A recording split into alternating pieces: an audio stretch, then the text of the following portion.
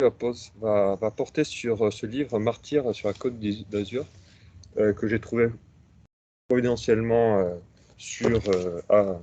au couvent d'Aureinc chez les Capucins, et je me suis dit c'était quand même trop fort que je tombe sur ce livre, et alors qu'on devait se voir à Nice.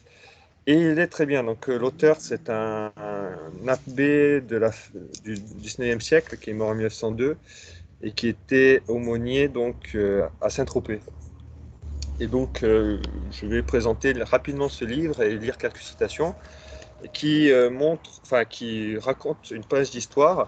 Je vous le recommande vraiment parce qu'il est bien écrit. C'est pas un livre d'histoire pour en parler. Il prend le mode du récit. Je pense qu'on le classerait aujourd'hui comme roman historique, mais ce n'est pas un roman historique dans le sens que c'est pas romancé, il n'y a pas de romance, et c'est très édifiant. Et voilà, donc il présente, c'est un peu, ça ressemblerait plutôt à une vie d'un saint, en fait, un converti musulman qui va finir martyr. Et autour de ça, il va faire des petites incises sur l'histoire de Saint-Tropez, de Nice, de Marseille, depuis l'Antiquité jusqu'au 8e siècle. Donc l'histoire se passe au 8e siècle, au moment de Charles Martel. D'ailleurs, c'est assez intéressant parce que la dernière prière que l'on a lue au début de la conférence est une prière qui est tirée d'un missel, d'un missel carolingien de cette époque-là, enfin juste après, sous Charlemagne, donc fin du 8e siècle, début du 9e siècle. Donc on est dans cette ambiance-là où on est encore sous les mérovingiens, on est voilà, tout le royaume franc est grand. Et l'histoire commence à se passer donc juste au moment de Charles Martel, donc 732, Charles Martel qui vainc les Sarrasins à Poitiers et qui, selon les traditions, il y a eu 375 000 musulmans qui seraient tombés lors de cette bataille et qui est vraiment mis un coup d'arrêt à la poussée musulmane en Europe de l'Ouest. Et sauf que ce qui est assez intéressant, c'est que les musulmans ne sont pas partis, les Sarrasins sont restés. Et donc c'est très bien que j'ai deux niçois au moins d'adoption autour de la table, comme ça ils pourront m'aider à situer. Mais après lire ce livre, on a très envie de visiter les lieux dont il parle. Et il y a une montagne des morts, pas loin là. Et ben, c'est là où apparemment, où il y avait des camps La vallée des sarrasins. morts. Et la montagne aussi des morts. Le d'accord. massif des morts. Ou le massif Le des massif morts. des Le morts. massif des morts, voilà. Le massif des morts Ouais, qui est dans la région, C'est ça. qui est pas loin. Ouais, voilà. Lui, il appelle ça la montagne des morts. D'accord. Alors, en tout cas, donc, il y avait des camps de Sarrasins. En fait, ce qui est intéressant, c'est qu'ils restaient sur le territoire, ils avaient des camps, et de temps en temps, ils faisaient des razzias. Et après Poitiers, les razzias musulmanes continuaient dans le sud de la France, et en particulier sur le pourtour méditerranéen. Et c'est dans ce contexte que se place le récit de ce livre. Et Charles Martel, vraiment, donc le marteau, hein, Martel c'est le marteau, donc le duc de France qui a repoussé les musulmans en Poitiers. Et en 737, Charles Martel vient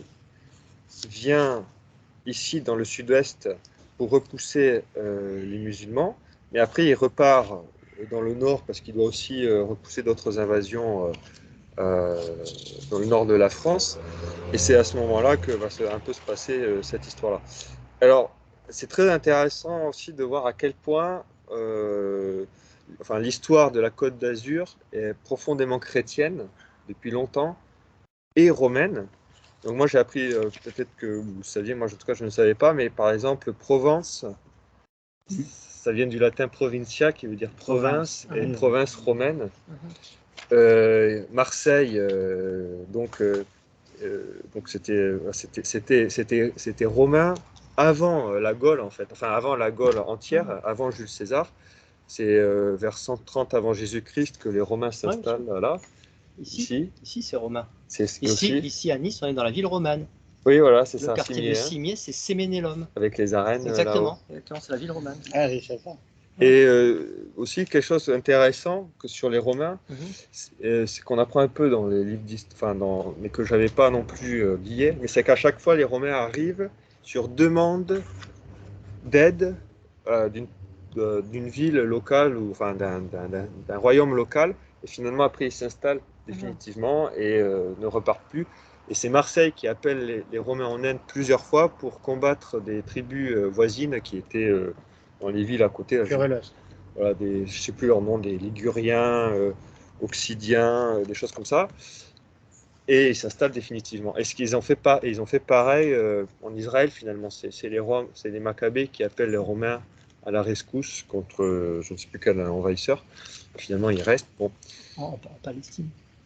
Oui, à laquelle Palestine. Oui. Non, mais c'est comme ça que ça s'appelait à l'époque. Oui, c'est ça, c'est ça. Bon. Bref.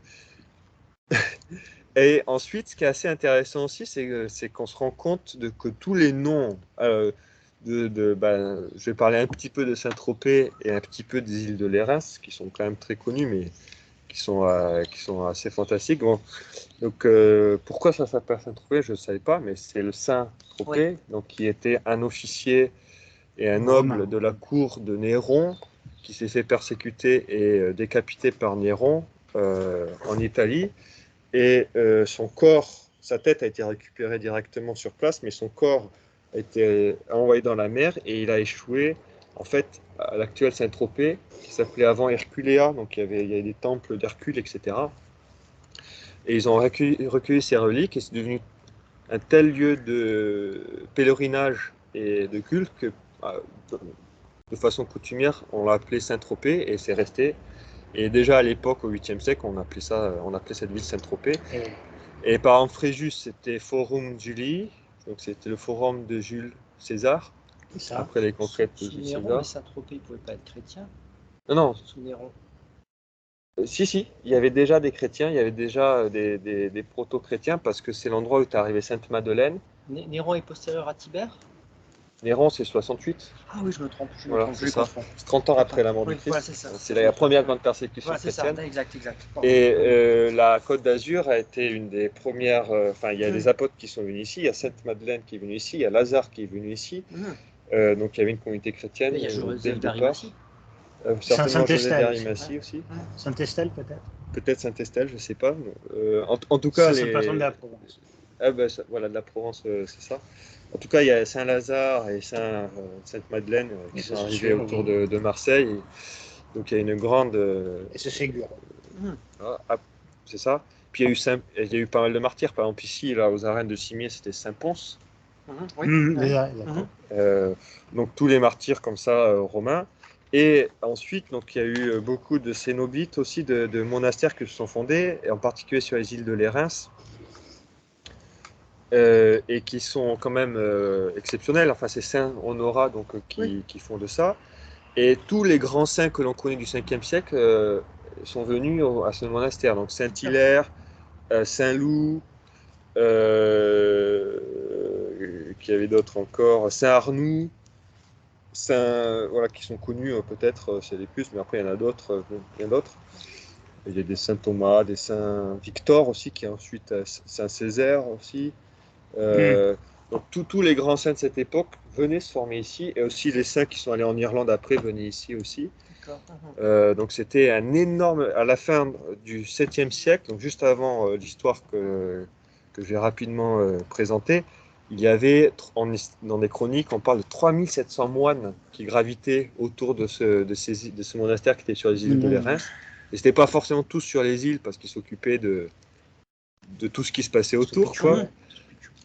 Voilà, c'est ça. Mais 3700 moines, c'est un énorme complexe, quoi.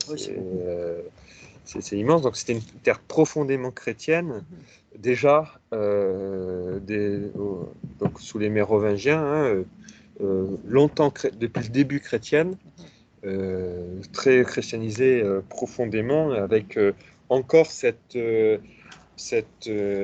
beaucoup de moines, beaucoup d'évêques courageux, et beaucoup de cette ferveur encore des premiers chrétiens, qui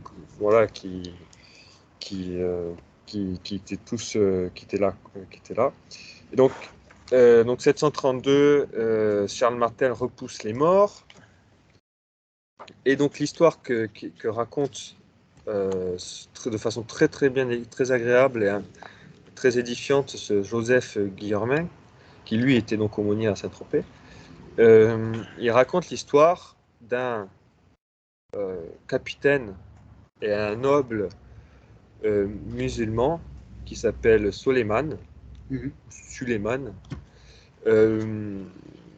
qui était omeyyade, parce que grosso modo, après Mahomet, à cette époque-là, dans les années 730, l'empire musulman, enfin les califes, se divisent entre Omeyyades et Abbassides. Et les Abbassides vont exterminer tous les Omeyyades avec un tyran qui s'appelle Abdallah, qui va essayer de supprimer tous les héritiers de la famille du calife des Omeyyades. Mais il y aura quelques survivants, dont Abderrahman qui va fonder le califat de Cordoue. Et en fait, ce saint martyr que je ne connaissais pas avant et qui est assez inconnu, mais je pense que c'est un saint martyr à retenir quand on parle des musulmans. Parce que c'est vraiment, je pense qu'ici à Nice, si vous avez parlé des musulmans, c'est très intéressant à lire. Je lirai quelques passages après. Donc ce Soleiman, qui était un noble musulman, un capitaine, donc un infidèle, etc., qui échappe au massacre de façon assez exceptionnelle, qui part en fuite et qui échoue en fait là à Saint-Tropez, qui se manque de se faire tuer par des galères, enfin par des musulmans, par des abbassides qui le poursuivaient, et il est recueilli par un médecin qui est aussi célèbre, donc Césaire, et qui le soigne chez lui. Et en fait, il va être en convalescence chez sa Césaire, donc, qui sera à Saint-Tropez. Et sa fille va prendre soin de lui. Et il va se faire catéchiser indirectement. Il va rencontrer des chrétiens. Et petit à petit, en fait, c'est l'histoire de sa conversion, peu à peu. Il ne reçoit pas du tout le baptême tout de suite, il prendra beaucoup de temps pour recevoir le baptême. Et c'est vraiment très, très, très édifiant et de voir comment cette personne se convertit. Et ce qui se passe, c'est que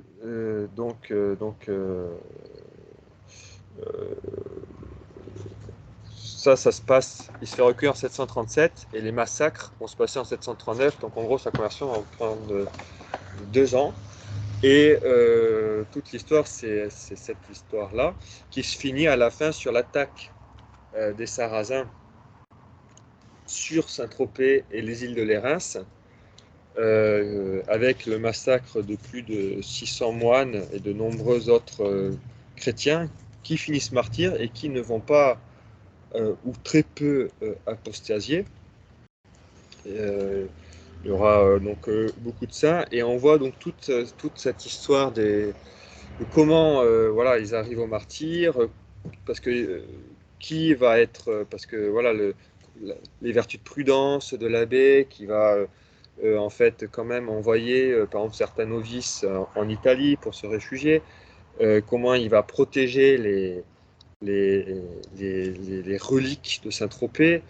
Comment aussi il y a des traîtres, des Judas, il y a un passage très intéressant sur un Judas de cette époque. Il y a un infiltré musulman qui va reconnaître le terrain avant parce qu'ils veulent voler tous les reliquaires, tout ce qui est en or et tout ça. Et juste avant, ils étaient allés, ils avaient fait une razzia sur un autre monastère un peu plus loin, là, avec la Vierge Zébi là, et ses Saintes Vierges, mais ils n'avaient rien trouvé parce qu'ils étaient attaqués comme ça, mais comme ils avaient vu venir, ils avaient caché toutes les reliques. Donc pour pas se faire avoir 2 fois, l'émir là avait envoyé un infiltré, ils avaient repéré les lieux, et il avait réussi à soudoyer celui qui devait fabriquer la cache pour les reliques dans les anciennes catacombes. Et donc voilà, il y a plein de miracles qui se passent en fait dans le fait qu'à la fin les reliques ne tombent pas dans les mains des émirs et puis finissent tous en martyrs de la fille vierge de Césaire, de l'arabe converti et voilà, de tous ces moines. Donc tout ça c'est très beau et je le conseille vivement. Et je vais lire juste 2 passages, peut-être 3. sur un passage sur le moment, la conversation que ce futur converti va avoir avec le prieur du couvent des îles de Lérins et qui va, qui va être le phénomène déclencheur de sa conversion complète. Et c'est intéressant parce que donc ça a été écrit à la fin du 19e siècle, donc il n'y avait pas de musulmans sur la Côte d'Azur à ce moment-là. Et c'est intéressant de voir comment ce prieur, alors la conversation est imaginée, mais c'est tiré de sources historiques, comment il va parler à ce musulman, donc de noble extraction, hein, qui lui-même est quand même descendant de 14 califes, hein, descendant du prophète, qui est donc qu'on a appris vraiment à se soumettre à l'autorité du prophète, même s'il n'a jamais réfléchi sur sa religion, c'est ce qu'il dit, il n'a jamais réfléchi sur sa religion, mais il est très respectueux. Donc, déjà, il a changé d'avis puisqu'il a vu en pratique l'exemple des chrétiens qui lui montraient la charité chrétienne. Donc déjà, il s'est rendu compte que les chrétiens, c'est pas ce qu'ils pensaient et que c'était beau. Et donc, donc, au moment où il y a cette conversation, il se dit je suis peut-être plus tout à fait musulman, mais je ne serai jamais chrétien, quoi, parce que c'est pas possible. Je peux pas renier mes ancêtres. Mais à un moment, donc, dans une conversation, le descendant, là, le Suleiman, demande au prieur qu'est-ce que l'Église pense de Mahomet et de l'islam. Alors c'est très intéressant d'abord, c'est pas la personne qui vient demander et le prieur qui répond. C'est pas le prieur qui vient voir Suleiman et qui essaie de le convaincre. Voilà, il demande, il vient lui répondre et voilà comment il répond. C'est un petit peu long, mais je vais le lire. Donc c'est le prieur qui parle à ce musulman noble. Donc il s'adresse à lui. Suleiman, Mahomet m'a toujours apparu comme un homme de génie. Il aura à jamais la gloire d'avoir aboli l'idolâtrie dans sa patrie et inculqué aux Arabes la foi monothéiste. Comment nier qu'il a été chef d'armée souverainement habile, tout-puissant législateur, très remarquable politique. Mais il a une autre prétention. Il s'est attribué la qualité d'envoyé de Dieu, de premier des prophètes, de fondateur, de par Dieu, d'une religion nouvelle, et ainsi il a détourné une partie de l'humanité de la voie de la vérité, du salut, et par contre-coup l'a condamné dès ici-bas à une infériorité morale et sociale qui ira en s'accentuant toujours le long des siècles. Est-ce que l'islam, dans son ensemble du moins, ne vous semble pas un bon donc là, c'est Suleiman qui lui répond. Il lui dit « Est-ce que l'islam, dans son ensemble du moins, ne vous semble pas un bon monument, bâti sur ses colonnes, la prière 5 fois le jour, aux heures où le muezzin l'annonce de haut des minarets, des mosquées, les purifications et ablutions rituelles, l'aumône, le jeûne pendant le mois de Ramadan, le pèlerinage à la Mecque une fois dans la vie ?» Ensuite, Avid répond « Ce que l'on trouve à admirer dans ces prescriptions est-il de Mahomet ? Un mélange de christianisme, de judaïsme, de tradition orientale. Voilà l'islam. Demi-chrétien par ses dogmes et quelques prescriptions morales, demi-juif par quelques cérémonies rituelles, arabe par les autres, l'islam ne me semble marqué de l'empreinte de son fondateur que par l'habileté avec laquelle celui-ci en a fusionné les éléments. Dans les nombreux voyages de sa jeunesse, Mahomet rencontra des juifs, des chrétiens, et leur doctrine envahit son esprit comme la lumière envahit au matin un appartement dont on ouvre la fenêtre. Mais il n'eut malheureusement jamais que des notions incomplètes du judaïsme et surtout du christianisme. Résolu à en faire une adaptation pour son peuple, il élimine des vérités à croire, tout ce qui effarouche trop la raison, des préceptes, tout ce qui tient la bride trop serrée aux instincts de l'homme déchu. Suleiman comparait l'islam à la religion chrétienne. Les dogmes du credo chrétien sont surhumains. Aussi dégage-t-il une lumière nouvelle. L'islam ne monte guère au-dessus de la philosophie déiste et spiritualiste. La morale chrétienne est admirable, sublime, mais difficile. Elle semble à Mahomet impossible. Il en supprime ce qui gêne les passions les plus violentes. Dans un éclair de son génie, il a cependant vu que la première et par moments la plus puissante passion de l'homme, c'est la passion religieuse. Et il y donne satisfaction par ses pratiques traditionnelles austères, la prière fréquente, le jeûne du Ramadan, etc. Mais en sortant de la mosquée, le croyant peut, autant qu'il le voudra, s'abandonner de nouveau à sa sensualité. Voilà pourquoi l'islam a été si facilement accepté. Voilà pourquoi, tout en marquant une étape entre l'idolâtrie et le christianisme, il restera forcément la religion des âmes dépourvue d'aspirations impérieuses vers le progrès et la civilisation. Remarquez que Mahomet a interdit, dans l'ordre religieux, jusqu'à la liberté de penser. Sous peine de mort, interdiction est faite aux croyants de scruter les bases de sa foi, les preuves de la divinité de l'islam, d'écouter quelqu'un qui les discute. Pourquoi? Si cette religion est divine, qu'a-t-elle à redouter des investigations de la raison? Est-ce que la raison n'est pas un don de Dieu? Est-ce que Dieu n'est pas la raison infinie? Dans le christianisme, c'est la raison même qui mène à la foi. Le Christ a un piédestal invisible, ses miracles, ses prophéties, la sublimité et la sainteté absolue de sa doctrine et de sa vie. Croyez-vous, Suleiman, que Mahomet ait toujours donné lui-même l'exemple de la vertu idéale? En admettant la polygamie, puis le divorce, non seulement il a détruit l'idéal de la vie de famille, mais il a maintenu, approuvé, propagé l'abaissement, la dégradation des mœurs publiques et de la société domestique. De par le Coran, la femme n'est plus l'égale de l'homme, c'est un être inférieur. Comparez la femme musulmane à la femme chrétienne, capable de si noble dévouement, de si sublime ministère auprès des orphelins, des vieillards, des malades, des pauvres, de tous ceux qui souffrent. Le paradis lui-même est représenté par Mahomet sous des images sensuelles. Les élus se réveilleront du sommeil du tombeau selon lui, dans un jardin enchanteur, en présence d'une table chargée de mets exquis et de fruits délicieux, etc. En outre, l'islam excite les instincts cruels et sanguinaires. Il tend à diviser l'humanité en deux races ennemies, se précipitant l'une contre l'autre jusqu'à l'extermination. Vous connaissez les paroles du prophète sur la guerre sainte, comme il appelle. Vous pouvez certainement me les dire. Suleiman répond, bien sûr, dit Suleiman. Il cite, combattez jusqu'à, il cite le Coran donc, ou le prophète, combattez jusqu'à ce que toute autre religion soit exterminée. Mettez les opposants à mort, ne les épargnez pas. Et lorsque vous les aurez affaiblis à force de carnage, réduisez le reste en servitude et écrasez-le par des tribus. Le paradis est à l'ombre des épées. Une goutte de sang répandue pour la cause d'Allah, une nuit passée sous les armes à ciel découvert, ont plus de mérite que 2 mois de jeûne et de prière. Les péchés de celui qui meurt dans le combat sont pardonnés et ses blessures exhalent un parfum d'ambre et de musc. Fin de la citation du prophète. Et donc Avid continue.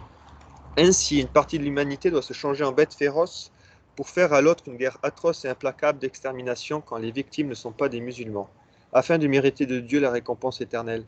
Mettez ces paroles qui soufflent le fanatisme le plus incendiaire, le plus fratricide à côté de celles du Christ, du Sauveur du monde, enseignant à ses disciples, vous êtes tous frères, et leur disant, ce que vous ferez au dernier d'entre ces petits, c'est à moi que vous l'aurez fait.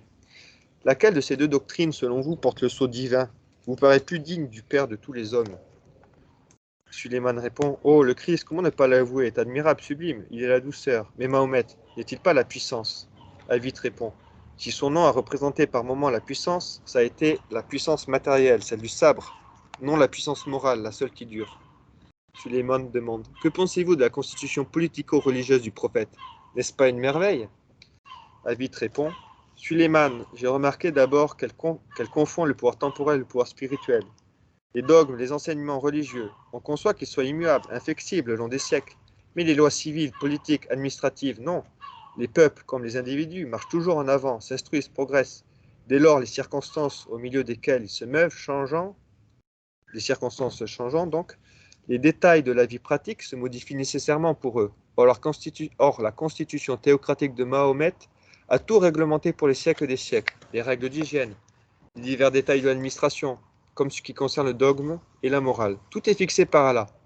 N'est-ce pas, de par l'institution divine, l'étouffement des peuples, toutes les nations sont en route, souhaitons-le, vers le progrès, la civilisation. La vôtre s'arrête au 7e siècle et on déclare les institutions sacrées, intangibles, idéalement parfaites. Vous serez bientôt le dernier des peuples.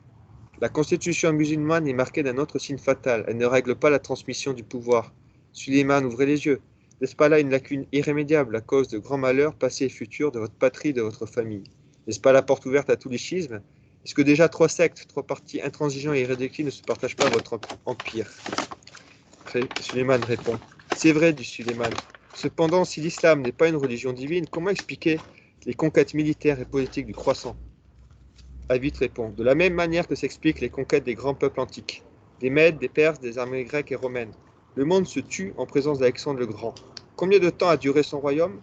L'Empire romain, quoique païen, a étendu sa domination sur tout l'univers, puis on l'a vu crouler dans la boue et le sang. Les armées musulmanes sont venues à leur tour, brandissant leurs cimetères et criant « Croix ou meurt ». Elles se sont précipitées sur l'Afrique, sur l'Europe même, comme un torrent dévastateur qui déborde de son lit. mais la tempête passe et les torrents débordés se dessèchent. Il y a 5 ou 6 ans, donc là il parle en 539, Abderrahman, un de vos parents peut-être, conduisant à sa suite 400 000 soldats, a envahi la Septimanie, les provinces franques jusqu'à Tours.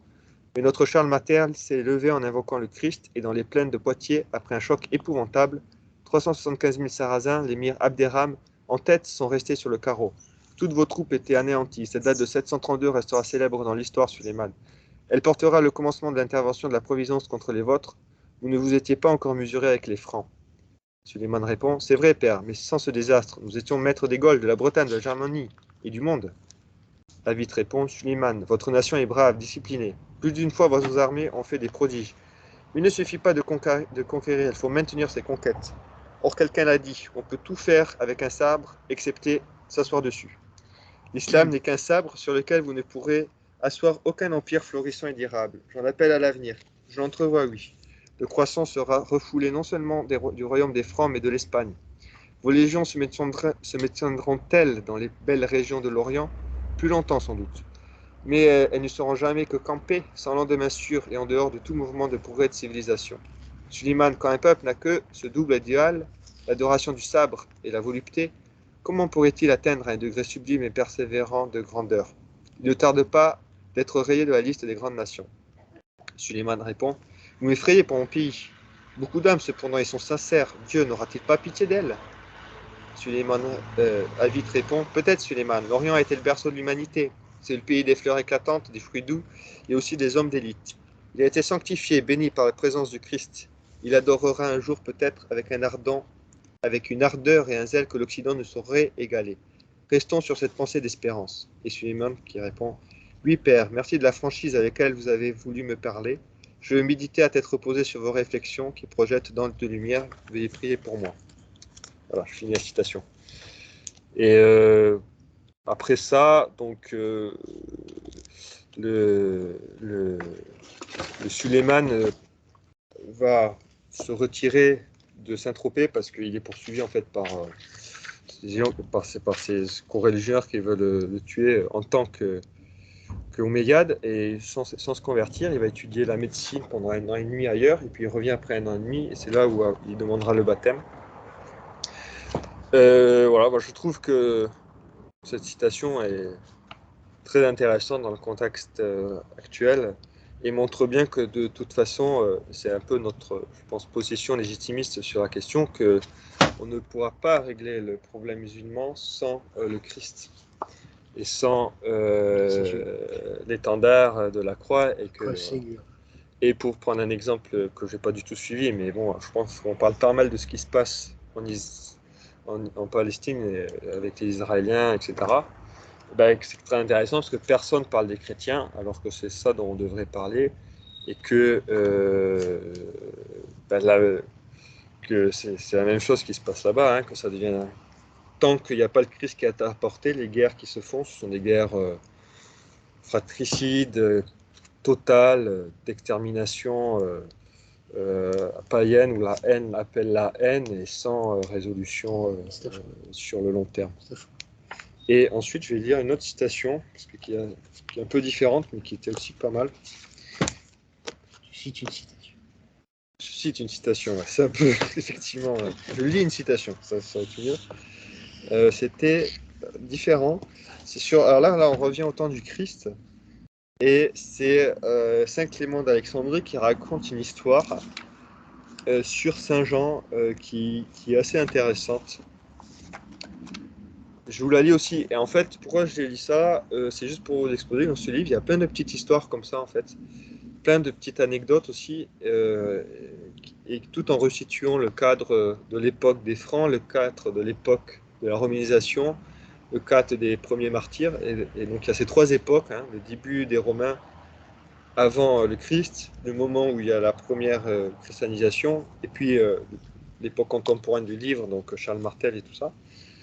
Et c'est très vivifiant, et je pense que pour les gens sur la Côte d'Azur, ce livre est très important, pour connaître leur histoire, et 2, pour savoir comment parler à des musulmans, et ça c'est vrai aussi pour n'importe quel Français aujourd'hui. et où on voit d'ailleurs en filigrane l'histoire de Charles Martel, qui permet de se rendre compte comment ce père de roi, hein, qui a donc quand même fondé les Carolingiens, dans l'époque, était très chrétien. Alors je lis encore un peu. Donc c'est Saint Jean et le chef des voleurs, qui est très intéressant sur un autre plan, je pense, pour comprendre un peu, qui nous parle un peu dans notre contexte de crise de l'Église. Saint Jean, après son retour de Patmos à Éphèse, visita les églises de l'Asie mineure pour corriger les abus qui pouvaient s'y être glissés et pour donner de saints pasteurs à celles qui n'en avaient point. Se trouvant dans une ville voisine d'Éphèse, il fit un discours et remarqua parmi les auditeurs un jeune homme d'une figure intéressante. Il le présenta à l'évêque en lui disant : « Je vous confie ce jeune homme en présence de Jésus-Christ et de cette assemblée. » L'évêque promit de s'en charger et d'en prendre le plus grand soin. L'apôtre le lui recommanda de nouveau et retourna à Éphèse. L'évêque logea le jeune homme dans sa maison, l'instruisit et le forma à la pratique des vertus chrétiennes, après quoi il lui administra le baptême et la confirmation. Cependant, croyant n'avoir plus rien à craindre de sa part, il veilla sur lui avec moins d'exactitude et finit par le laisser maître de ses actions. De jeunes débauchés qui s'en aperçurent le gagnèrent insensiblement et le firent entrer dans leur société. Bientôt le jeune homme oublia les maximes du christianisme et, à force d'accumuler crime sur crime, il étouffa tout remords. Il en vint jusqu'à se faire chef de voleurs et se montra le plus déterminé comme le plus cruel de la bande. Quelque temps après, Saint Jean eut l'occasion d'aller dans la même ville. Lorsqu'il eut terminé les affaires qu'il y appelait, il dit à l'évêque : « Rendez-moi le dépôt que Jésus-Christ et moi nous vous avons confié en présence de votre Église. » L'évêque, étonné, ne savait ce que signifiait cette demande. Il s'imaginait que l'apôtre parlait d'un dépôt d'argent. Le saint, s'expliquant, lui dit qu'il lui redemandait l'âme de son frère qu'il lui avait confiée. Alors l'évêque lui répondit en soupirant et les yeux baignés de larmes : « Hélas, il est mort. » « De quel genre de mort ? Répond le saint. « Il est mort à Dieu, réplique l'évêque. Il s'est fait voleur, et au lieu d'être à l'église avec nous, il s'est établi sur une montagne où il vit avec des hommes aussi méchants que lui. » À ce discours, le Saint Jean, donc l'évangéliste, déchire ses habits, puis poussant un profond soupir, dit avec larmes : « Oh, quel gardien j'ai choisi pour veiller sur l'âme de mon frère !» Donc il fait un reproche à l'évêque.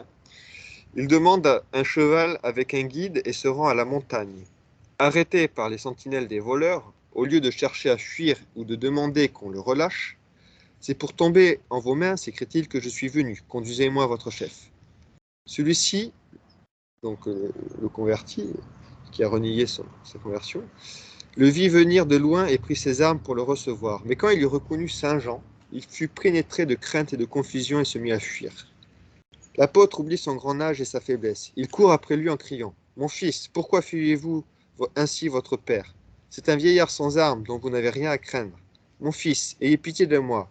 Vous pouvez vous repentir. Votre salut n'est pas désespéré. Je répondrai pour vous à Jésus-Christ. Je suis prêt à donner ma vie pour vous, comme Jésus-Christ a donné la sienne pour tous les hommes. J'engagerai mon âme pour la vôtre. Arrêtez, croyez-moi, je suis envoyé par Jésus-Christ. » À ces mots, le jeune homme s'arrête, jette ses armes tout tremblant et fond en larmes. L'apôtre l'embrasse comme un père tendre et le coupable lui demande pardon. Mais il cache sa main droite qui a été souillée par tant de crimes. Il tâche, par la vivacité de sa componction, d'expier ses péchés autant qu'il en est capable et de trouver un second baptême dans ses larmes. Le saint tomba à ses pieds, baisa sa main droite qu'il tenait cachée, lui assura que Dieu lui pardonnerait ses péchés et le ramena à l'église. Il jeûnait et priait pour lui et avec lui, ne cessait de lui citer les passages les plus touchants de l'Écriture pour le consoler et l'encourager. Il ne le quitta qu'après l'avoir réconcilié à l'Église par l'absolution et par la fréquentation des sacrements. Voilà, et cette histoire a été aussi, en plus que de Saint Clément d'Alexandrie, a été aussi relatée par Eusèbe dans son histoire de l'Église et par Saint Jean Chrysostome. C'est beau. Ouais. Voilà, donc je trouve que cette histoire est assez intéressante. Là, c'est intéressant parce que c'est l'histoire de la rédemption. C'est ça, et de montrer le travail des apôtres et à quel point et le rôle des évêques et à quel point comment dire, quand les évêques ont des âmes, juste leur donner le baptême, la confession ne suffit pas. Ils ont encore une responsabilité même après ça. Ils doivent s'en occuper en permanence. Voilà. Et quand Saint Jean revient, il reprend ses responsabilités, il reprend son dépôt quelque part. Il va au risque de sa vie, chercher l'âme à qui il a lui-même octroyé le baptême. Ah oui. Donc je pense que effectivement il y a beaucoup de clercs et d'évêques qui pourraient relire les pères de l'Église et les premiers apôtres de façon très instructive pour notre temps. Et ça montre. Et dans ce livre, il y a d'autres exemples comme ça de comment la vertu chrétienne gagne les âmes sans cette sorte de naïveté ou de flébard, je sais pas comment on dit, de cette mollesse, de cette faiblesse, voire laxisme qui peut exister aujourd'hui. Non, les chrétiens à l'époque n'avaient aucune illusion sur ce qui s'est passé. Ils savaient très bien qu'ils pouvaient avoir des loups déguisés avec, sous des peaux de moutons. Voilà, mais ça n'empêchait pas d'être justement, au contraire, encore plus humble, encore plus charitable et avec prudence, mais sans pusillanimité, sans témérité. Voilà, bon, ben, je vais finir sur ça. Donc, prions Saint. Alors, oui, Saint, oui, ça invite tous les martyrs de Saint-Lérins. Puis Saint Suleiman se convertit, qui a pris le nom de Tropez, donc Saint Tropez Suleiman. Ah, c'était lui. Non, oui, c'est donc se convertit, cet émir musulman. Il prend comme nom de baptême Tropez. D'accord. Comme Saint Tropez, parce que. Ah oui, d'accord, compris. Voilà, il y a Saint Tropez, il y a ensuite Tropez Suleiman qui va finir martyr. Il y a la fille du médecin Césaire qui s'appelle Tropezina. Tropezina. Donc le féminin de Tropez en latin, parce qu'à l'époque on parlait encore pas mal latin quand même, là, et qui va finir aussi martyr en même temps. Saint Vite qui va aussi finir martyr, tué pratiquement en même temps, qui lui va une fin terrible parce qu'il n'est pas tout de suite assassiné. Comme les émirs veulent absolument retrouver le reliquaire, il l'enferme dans son église. Avant ça, ils lui font assister. C'est ce que faisaient là les envahisseurs, là, donc ils tuaient les gens devant eux de façon un peu atroce pour dire tu vas avoir pas la même chose. Est-ce que tu vas pas nous dire où sont les reliquaires sinon on continue à tuer tout le monde? Ils essayaient d'avoir les personnes soit d'abord en essayant de les acheter, ensuite les menaçant, ce genre de choses. Et ensuite, il enferme dans son église. Et là, miracle, ils détruisent tout devant lui dans l'église, les statues, pour le faire souffrir. Miracle, il ne touche pas aux hosties parce qu'ils ne savaient pas très bien ce que c'était. Et ensuite, il enferme dedans, donc il adore une dernière fois Jésus-Christ dans l'hostie.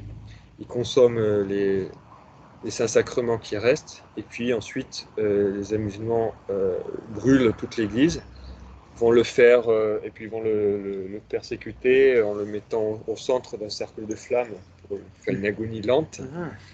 Et la providence, le Dieu écoute ce saint, et ses persécuteurs, il y en a, vont être tués un à ce moment-là, écrasé par une pierre, et un peu plus tard, l'émir va mourir en montant dans ce bateau, en trébuchant et en mourant.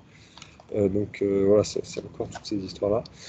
Voilà, donc prions ces saints, et puis n'oublions pas, parce qu'on les connaît mal, mais je pense que c'est important pour des gens qui sont en contact avec des musulmans de connaître les convertis. Comme moi. C'est ça, et connaître l'histoire de ces convertis. Donc ça, c'est ancien, il y en a des plus récents, de ces convertis musulmans, et donc qui ont des saints. Et là, pour le coup, ce saint Suleiman, saint Tropez Suleiman, c'est un descendant de calife. C'est 100 ans après Mahomet. C'était le noble musulman par excellence, donc hyper musulman, hyper arabe, qui se convertit et devient un martyr chrétien, quoi. Donc c'est universel en fait. Quoi. Et Ramatuel d'ailleurs a un nom, c'est un nom d'origine arabe. Ramatuel. Pardon? Ramatuel qui est pas loin de. Oui, c'est ça, oui, tout à fait, c'est vrai. Et il en parle de Ramatuel d'ailleurs, là-dedans. D'origine arabe, t'es sûr? Oui, il y a une lointaine origine arabe, et après le nom s'est provençalisé. On va dire. Possible. Par exemple, il parle de l'étymologie de Ramatuel. Alors, je ne sais plus si c'était. Ça doit être arabe alors. Il me semblait que c'était autre chose, mais je ne sais plus. cas, je plains Saint-Tropez, parce que se retrouver dans sa tombe, vu comment la ville est devenue, qu'est-ce qu'on en a fait? Et bon, finalement, c'est une punition. Hein. On n'a plus voulu être une terre chrétienne. Voilà. Voilà, d'accord. On est passé de Saint-Tropez à Saint-Gucci. C'est ça, mais ça s'appelle encore Saint-Tropez, dis donc. Mais on est encore dans les noms. Moi, j'étais aussi impressionné là en voyageant un peu dans tout le sud. Je suis allé vers Bordeaux, vers Cahors, ici. Il y a encore beaucoup de calvaires et puis tous les noms des villages. Il y a Sainte-Croix, Ouais. Saint-Macaire. Mais les gens ne savent plus à quoi ça correspond. Non, c'est vrai, C'est mais ça le bon, problème, ils ne savent pas. Ils sont totalement, c'est triste, ouais. ils sont totalement déchristianisés, ils ne savent même pas à quoi ça correspond. C'est joli, c'est des décorations. Voilà, c'est tout. C'est juste joli, voilà. C'est ça. Il vaut mieux qu'on se réveille vite, parce que sinon. Oui, parce que sinon. Paul, je vais être obligé de vous quitter si c'est terminé. Oui, bah, c'est terminé. Et si vous avez une question ou un commentaire, n'hésitez pas. Non, non, très intéressant, merci. Et donc, à vendredi prochain, C'est ça, vous me vendredi direz. prochain. Et on se voit donc vendredi prochain. Voilà. Moi, à 10h, pouvez- je serai à l'exposition, là. Hein. Je dis ça. Pas besoin de ça. Oups. Vous pouvez venir déjeuner à Yotsuya? Oui, oui, bien sûr, puisque c'est juste vers, À quelle heure? vers midi et demi, je pense, en gros. D'accord, bah, je Ça vais vous va? réserver un restaurant à 12h30, puis je vous envoie les coordonnées. Voilà, Ok? parfait, parce que de Ueno, même ça peut être midi et quart, je pense. Hein. Enfin, voilà, comme ça vous arrange. Hein. D'accord, Et bah, pourquoi pas. je regarde ça et puis je vous